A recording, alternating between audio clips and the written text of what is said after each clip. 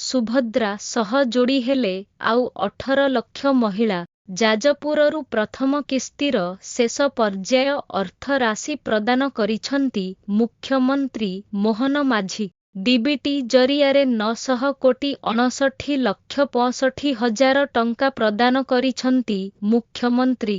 4ଟି ପର୍ଯ୍ୟାୟରେ ମୋଟ 98 ଲକ୍ଷ 30 ହଜାରରୁ ଅଧିକ ମହିଳା ସୁଭଦ୍ରା ଯୋଜନାରେ ସାମିଲ ହୋଇଛନ୍ତି।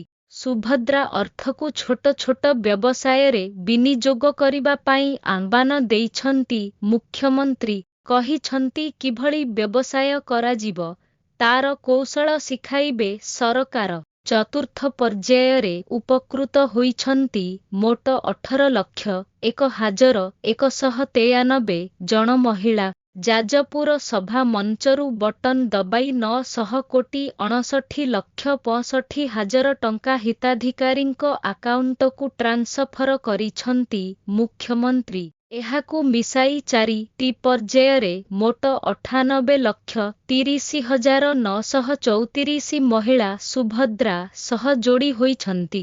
ସୁଭଦ୍ରା ଅର୍ଥକୁ ଛୋଟ ଛୋଟ ବ୍ୟବସାୟରେ ଲଗାଇ ପରିବାରକୁ ସହଯୋଗ କରିବାକୁ ଅପିଲ କରିଛନ୍ତି ମୁଖ୍ୟମନ୍ତ୍ରୀ। କହିଛନ୍ତି ସରକାର ଆପଣଙ୍କ ସହିତ ଅଛନ୍ତି। ଆଗକୁ କିଭଳି ବ୍ୟବସାୟ କରିବେ ତାର କୌଶଳ ଶିଖାଇବେ। ମାର୍ଚ୍ଚ 8 ମହିଳା ଦିବସ ଅବସରରେ ଦ୍ୱିତୀୟ କିସ୍ତି ଟଙ୍କା ପ୍ରଦାନ କରାଯିବ।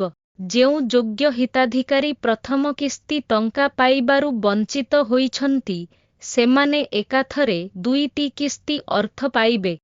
ଆପଣଙ୍କୁ ପସନ୍ଦ ଆସିଥିଲେ ଲାଇକ୍ କରି ଦିଅନ୍ତୁ, ମତାମତ ଜଣାନ୍ତୁ ଓ ଅନ୍ୟମାନଙ୍କ ସହ ସେୟାର କରନ୍ତୁ।